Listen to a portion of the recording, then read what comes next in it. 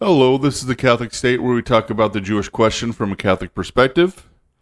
Every Sunday at Mass, a priest holds up a small piece of bread and says, "Blessed are you, Lord God of all creation, for through your goodness we have received the bread we offer you, fruit of the earth and work of human hands. It will become for us the bread of life." Ask the average Catholic in the pew where that prayer comes from, and they will assume it is ancient, a prayer as old as the Mass itself. It isn't. That formula was not part of the received Roman Offertory. It entered the order of the Mass only in the 1969 Reform. It replaced prayers that had stood at the altar for centuries, and it was composed on the evidence of the men who wrote it on the model of a Jewish blessing said over bread at an ordinary meal, not itself a prayer of propitiatory sacrifice, but a blessing and thanksgiving formula. This is not a fringe claim invented by traditionalists to score a point. It is documented in the detailed history of the Reform written by Annibale Bugnini, the influential secretary who directed the Consilium's day-to-day work. There is an old maxim in Catholic theology. The law of prayer establishes the law of belief. How the Church prays shapes what the Church believes. Today, the old Roman Offertory that was removed, what Trent solemnly defined about the sacrifice of the Mass, what replaced the old prayers in 1969, and how a Jewish table blessing pattern came to fit what the Reformers were already determined to do, stripped the language of sacrifice out of this part of the Mass. To understand what was lost, you first have to hear it. In the traditional Roman Mass, after the Gospel and the Creed, on days it was prescribed, the priest uncovered the chalice, took up the paten with the host, and raised it before God. He did not simply prepare the bread, he offered it, using the language of sacrifice, sin, and propitiation. He prayed, "Receive, O Holy Father, Almighty and Eternal God, this spotless host, which I, thine unworthy servant, offer unto thee, my living and true God, for my countless sins, trespasses, and omissions. Likewise for all here present, and for all faithful Christians, whether living or dead, that it may avail both me and them to salvation unto life everlasting." Notice what the prayer already assumes: sin, unworthiness, and a victim being offered to atone for it. This is not a meal, it is an oblation. Next, water was mixed into the wine with a prayer asking that, through the mystery of Christ's incarnation, we might be made partakers of his divinity, he who humbled himself to share our humanity. Then the priest raised the chalice and prayed, "We offer unto thee, O Lord, the chalice of salvation, beseeching thy clemency, that it may ascend before thy divine majesty as an odor of sweetness for our salvation and for that of the whole world." Chalice of salvation, words that, before a single word of consecration has been spoken, already point straight to Calvary. Then bowing low, the priest continued, "In the spirit of humility and with a contrite heart may we be accepted by thee, O Lord, and may our sacrifice be made in thy sight this day, that it may please thee, O Lord God." The word is right there, sacrifice. Not a figure of speech, not a meal we share, a sacrifice, offered in that moment, ordered toward the altar where, within minutes, the spotless Lamb of God would become truly present. Finally, after washing his hands at the lavabo, the priest bowed before the altar and prayed both species together. "Receive, O Holy Trinity, this oblation which we make to thee in memory of the passion, resurrection, and ascension of our Lord Jesus Christ, and in honor of the Blessed Mary, ever Virgin, Blessed John the Baptist, the holy apostles Peter and Paul, these saints of yours here, and all the saints, that there may be an increase of honor for them and of salvation for us, and may they deign to intercede for us in heaven, whose memory we celebrate on earth. Through the same Christ our Lord. Amen."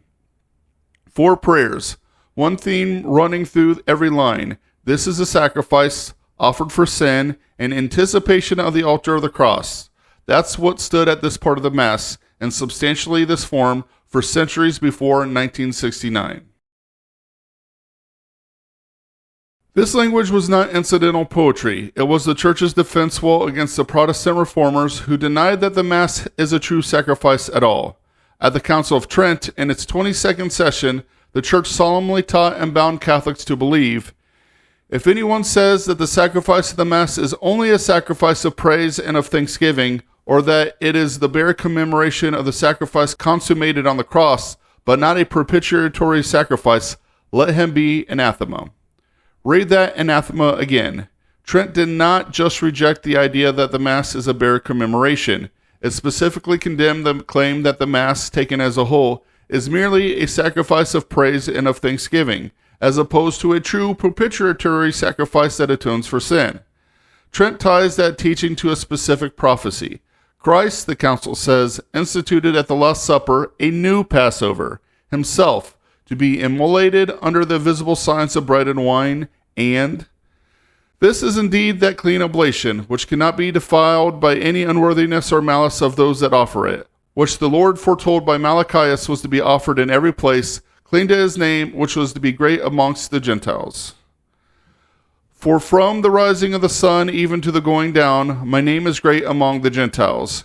And in every place there is sacrifice, and there is offered to my name a clean oblation, for my name is great among the Gentiles, says the Lord of hosts. We have covered the Gentile priesthood side of that prophecy at length in earlier videos on Isaiah 66:21 and Malachi 1:10. What matters here is narrower. The old offertory gave unmistakable ritual expression to the very doctrine Trent solemnly defended, that the Mass is that true propitiatory sacrifice foretold by Malachi, replying the failing sacrifices of the Old Covenant. Strip the sacrificial language out of the offertory, and you obscure at the point where the received Roman Rite had for centuries made his connection most explicit, the claim that the Mass is that very oblation. Keep Trent's condemned phrase in mind, a sacrifice of praise and of thanksgiving. We are about to see a new pair of prayers built around blessing and thanksgiving rather than propitiation and sacrifice, installed at the very same point in the Mass where the old prayers of oblation used to stand. In the years after the council, the committee charged with reforming the liturgy, the Consilium, whose day-to-day work Bugnini directed as secretary, took up the offertory. Early drafts went further than what was finally published. The documented history of the reform shows an early proposal that considered dropping the language of offering altogether, treating this part of the Mass as nothing more than a preparation of the gifts with no oblation at all. This was not an accident of careless drafting. Bugnini's own history records the vote. When the Consilium considered whether to keep even the single word offer in the new bread and wine prayers, the result was 12 in favor, 14 against, and 5 who wanted different wording that avoided offer altogether. Because, as Bugnini records the committee's own reasoning, the word risks anticipating the one true sacrifice of Christ expressed later in the canon. A peer-reviewed academic study of the reform, published in 2023, reaches the same conclusion from the documentary record. The sacrifice of Christ was unduly anticipated, as spoken of this early in the Mass. So the Consilium's own majority voted against offer outright. That word survived only because Pope Paul VI personally overruled his committee, insisting the phrase, "which we offer to you," stay in both prayers, since without it, nothing in the new formulas would signal any intention of offering anything to God. That is how we ended up with the 2 prayers now said by the priest during the preparation of the gifts. Blessed are you, Lord God of all creation, for through your goodness we have received the bread we offer you, fruit of the earth and work of human hands. It will become for us the bread of life. The chalice formula repeats the same structure over wine. Fruit of the vine and work of human hands becoming for us our spiritual drink. In many vernacular translations, the Latin offerimus was rendered with less explicitly ablative verbs. Bugnini records that the Italian said, "we present," and that nearly every other translation followed the same general approach. The one word Paul VI fought to keep in Latin, absent from most of the versions Catholics actually heard in the pew. Set beside the 4 prayers we just heard, notice everything that is gone. No mention of sin, no unworthiness, no word sacrifice, no chalice of salvation, no propitiation, only thanksgiving for a gift of nature and craft, with a single contested, nearly voted down verb standing in for everything the old offertory used to say outright. 2 prayers were removed without direct counterparts at this point in the new rite. The Veni Sanctificator and the Suscipe Sancta Trinitas. The Orate Fratres survived despite even stronger opposition within the reforming body. It remains in the new missal, its Latin substantially retained. Pray, brethren, that my sacrifice and yours may be acceptable to God the Father Almighty. May the Lord accept this sacrifice at your hands for the praise and glory of his name, for our good and the good of all his holy church. Unini records that the church's own reforming consultors voted 30-1 to drop this prayer, and the bishops of the Consilium voted 30-12 to drop it as well. Paul VI intervened, warning in his own words, its removal would be the loss of a pearl.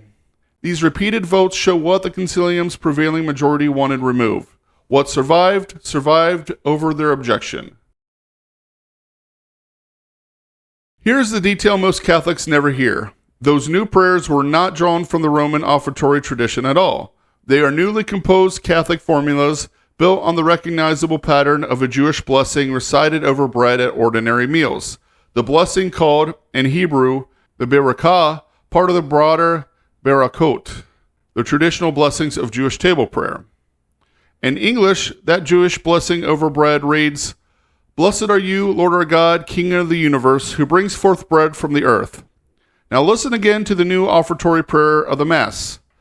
Blessed are you, Lord God of all creation, for through your goodness we have received the bread we offer you, fruit of the earth and work of human hands. It will become for us the bread of life. The opening structure and the food-specific imagery are unmistakably parallel.